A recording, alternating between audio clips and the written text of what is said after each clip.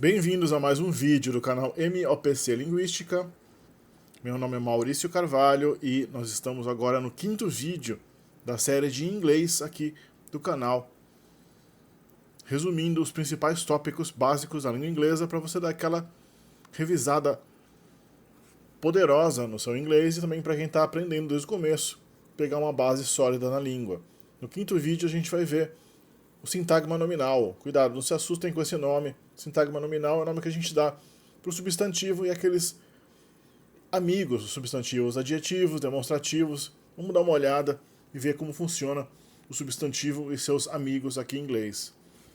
Esse na tela é o meu código QR para quem quer contribuir através do PicPay para o canal, e embaixo do canal você encontra links para contribuir por Apoia-se do canal ou por algum outro método que vai estar listado aí embaixo do vídeo.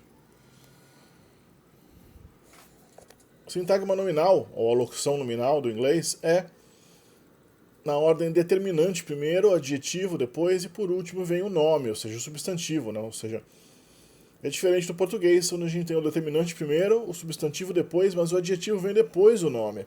O adjetivo não vem antes, salvo uma ou outra exceção. Tem alguns adjetivos mais gramaticais ou subjetivos que são colocados antes. Então a gente não fala o livro pequeno, a gente fala o pequeno livro em inglês. The small book. The é o artigo definido, small é pequeno e book é livro. This big house. This é essa ou esse, big é grande, house é casa. Essa casa grande, mas literalmente é essa grande casa. Ou that good boy, aquele menino bom, ou aquele bom menino. No plural, o adjetivo não tem marcação nenhuma de plural. O adjetivo não muda no plural. Não recebe o S do plural.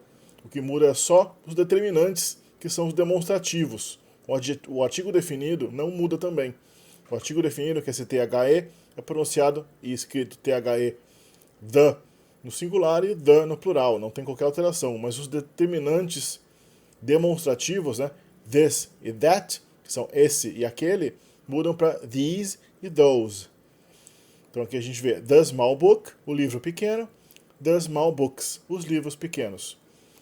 This big house, essa casa grande, these big houses, essas casas grandes. That good boy, esse bom garoto, esse garoto bom, those good boys, aqueles garotos bons.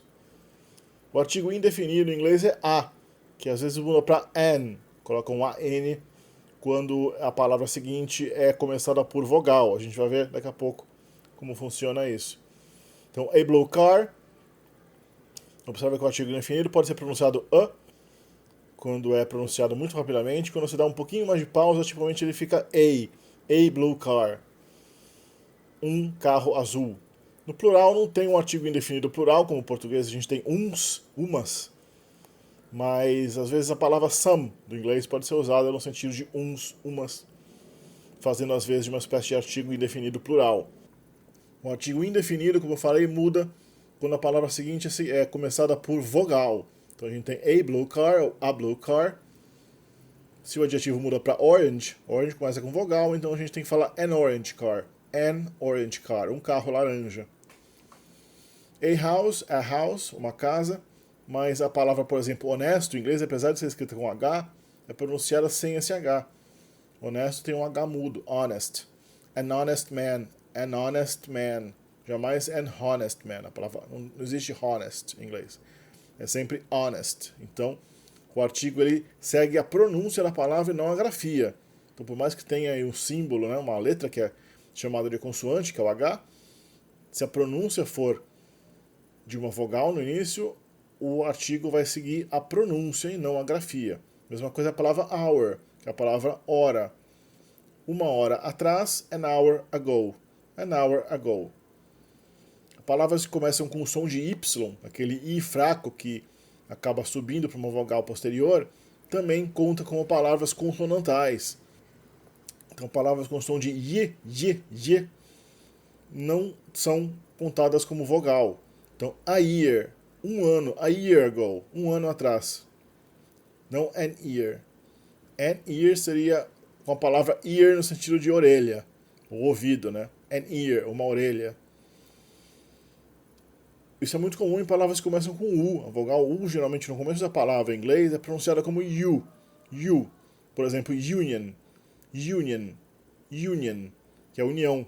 Então, uma união de pessoas é a union of people. A union of people. Jamais an union. Então tem que ver se o U inicial é pronunciado como you, daí o artigo indefinido vai ser o A, porque esse U inicial conta como consoante, porque o som de Y inicial dele, apesar de não constar na grafia, ainda assim consta da pronúncia e a pronúncia que conta. Os determinantes em inglês, né? Qual é essa categoria de determinantes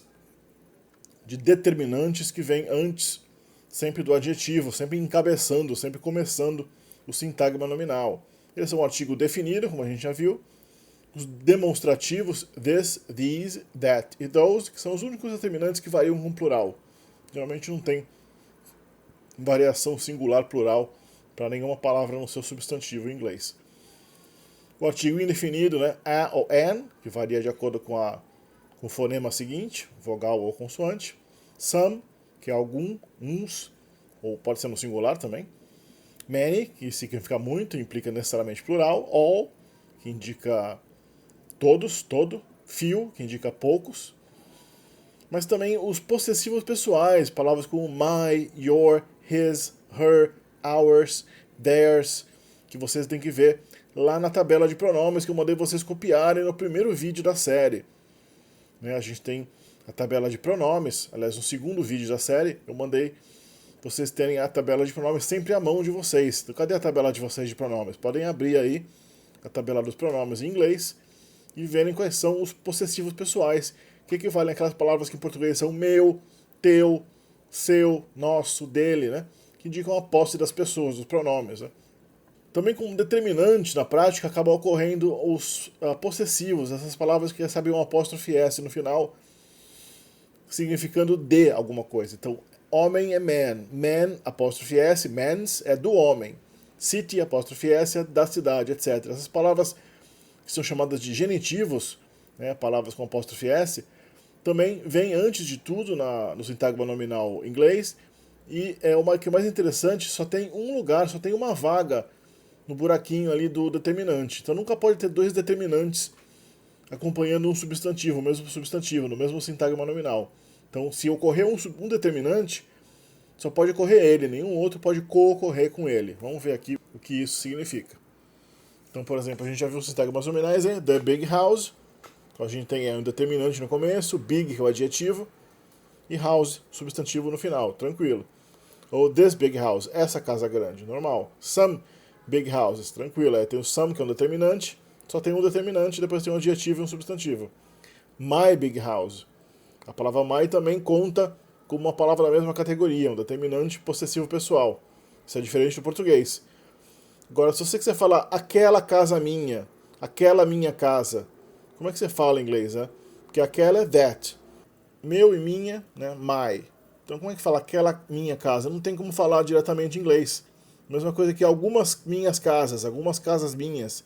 Como é que você fala algumas e minhas ao mesmo tempo com substantivo? Aí tá that my house, some my houses, não tá certo, está errado. Essas frases estão erradas. Você tem que falar, escolher um deles, tipo, você vai escolher o demonstrativo mais gramatical, como aquela, né? E o possessivo pessoal vai ser colocado depois na forma, na verdade, de uma construção preposicional, com de, a preposição possessiva de. Então você vai falar, em vez de aquela casa minha, você vai falar aquela casa de mim. That house of mine. Isso é aquela minha casa. Do you remember that old house of mine? Tá vendo aí que a gente, that old house. Esse é o sintagma nominal, só tem um demonstrativo. Só tem um determinante, que é that. Daí tem old house. Pra você falar, você se lembra daquela casa velha minha? Não tem como colocar my aí, é impossível. Então você tem que colocar that old house of mine. Eu me lembro daquela velha casa sua, a tua casa, na segunda pessoa, né? Seria I remember that old house of yours. Você tem que colocar o of mais o pronome possessivo depois, que está na tabela aí, na coluna de pronomes possessivos. Depois a gente vai ver com mais cuidado como é que funciona isso. Mas é por aí, é só consultar a tabela. Da mesma maneira aqui, então tem que falar some some my friends. Ou você fala some friends of mine, ou você usa o of para ligar o some com o sintagma nominal my friends. Some of my friends. Alguns dos meus amigos. Alguns determinantes que têm uma propriedade quantificadora estão aqui, né? All, que significa todo ou todos. Some, que a gente já viu, é alguns, uns, um. Any, que pode ser qualquer ou algum. No, que é nenhum. Enough, que é suficiente. More, mais. Most, que é a maioria de. A few, que significa uns poucos, alguns. Few, que significa poucos, uma baixa quantidade. Less, que significa menos. A lot of, que é muitos. Many, que também é muitos. Several, também é muitos. A couple of é um par de, uma pequena quantidade de. Both, que é ambos. Each, que é cada. Either, que é um ou outro. Neither, que é nenhum nem outro. A bit of, que é um pouco de. E a little, que é um pouco. Vamos ver aqui a principal utilização, especialmente nos casos que mais causa dúvida para quem está aprendendo inglês. Vamos pegar all, every e each. All, every e each são três palavras que significam assim basicamente a mesma coisa. Eles dão todos os itens de um determinado grupo. Você tem um conjunto de elementos. Essa palavra indica que todos os conjuntos estão sendo incluídos. All dogs bark. Todos os cachorros latem. All geralmente exige um substantivo no plural. Tá vendo essa diferença? Every já, por sua vez, exige um substantivo no singular. Você não pode falar every dogs. Isso é impossível. É every dog. A mesma coisa vale para each, que como no português, exige necessariamente um substantivo no singular. Each dog barks. Cada cachorro late. A palavra all também só pode significar inteiro. Daí é mais um adjetivo do que um determinante, né? Daí seria all day, o dia inteiro. Você tira the whole day. Mas aí já não é todos os itens de um grupo, e sim a quantidade 100% de um item, né? É uma outra coisa. A palavra any é interessante porque ela tem basicamente duas funções, dois significados. Ela pode significar qualquer, no sentido de que não importa qual seja, né? I want any house. Tanto faz, eu quero qualquer casa. Any house is fine by me. Pra mim tudo bem, qualquer casa tá boa pra mim. Mas ela também pode ocorrer em alternação com no. Porque no inglês existe uma regra que a gente vai ver mais claramente daqui a pouco quando a gente tratar do verbo, da negação, de que não é possível você negar duplamente alguma coisa. Não existe negação dupla em inglês. Não é possível falar que você não tem nenhuma alguma coisa. Então, no inglês, se você fala que você não tem uma casa, você pode falar ou eu tenho nenhuma casa, I have no house, aí o verbo está positivo, e quem está negado é house, no house, nenhuma casa. Se você negar o verbo e falar I don't have, eu não tenho, você não pode mais usar no, porque o verbo have já está negado, não pode ter negação dupla. Que nem em português, que a gente fala eu não tenho nenhuma casa. Duas palavras negativas, não tenho e nenhuma. No inglês não dá. Então você tem que trocar o no pelo any. Quando o verbo está negado, se o substantivo estiver negado por no, ele vai ter que ter esse no trocado pelo any. E vai ter um monte de pronome indefinido que começa com no e que troca por any, como nobody, que é ninguém. Se você falar que você não conhece ninguém, você vai falar I don't know anybody. Você troca o no pelo any sempre. Então o any ele surge como uma contrapartida positiva para palavras que tem o no, quando tipicamente o verbo vai estar negado, né? E você não, pela regra do inglês, você não pode então negar outro elemento. Você troca o no pelo any e pronto. I don't have any house. Eu não tenho casa. Literalmente, eu não tenho qualquer casa, né? Either também é interessante. Either é binário, uma palavra que indica tanto faz, né, mas não como any. Either é um de dois. Both books are expensive. Ambos os livros são caros. Either book is fine by me. Ambos os livros, tanto um quanto o outro livro está bom para mim. Either implica que é uma escolha de dois. Você está falando que os dois livros que estão sendo apresentados na situação estão incluídos na frase. Either a book or a magazine. Tanto um livro, seja um livro ou uma revista. Quando você está apresentando aí, você está apresentando uma escolha entre I want either a book or a magazine. Eu quero um livro ou uma revista. Não tem como você falar or. Essa escolha que você dá para alguém é eu quero ou isso ou aquilo. Né? Quando você fala que você está escolhendo entre dois itens, em português a gente usa ou e ou. No inglês não, você tem que começar essa locução com either, só o segundo substantivo é que leva ou. Either a book or a magazine. Ou um livro ou uma revista. Either one or the other. Ou um ou o outro. No negativo, a palavra either vira neither. Neither book is acceptable. Ou seja, desses dois livros apresentados, nenhum nem outro é aceitável. No inglês britânico a gente tem either e neither também. Alguns americanos pronunciam either e neither, mas é um pouco pedante nos Estados Unidos. No inglês britânico é bastante corrente, essa pronúncia é normal. Most também não tem uma tradução por uma palavra só. Most é um quantificador muito usado no inglês e ele é usado diretamente como se fosse um adjetivozinho, ele sem preposição nenhuma. No português seria a maioria de. Most people are nice. A maioria das pessoas é boa. Most houses are expensive. A maioria das casas é cara. Most books are heavy. A maioria dos livros é pesada. Aí um que é bem pegadinha em coisa de concurso, coisa de prova, muitas vezes cai. Muitas vezes eles pedem a diferença entre a few e few. Não é a mesma coisa.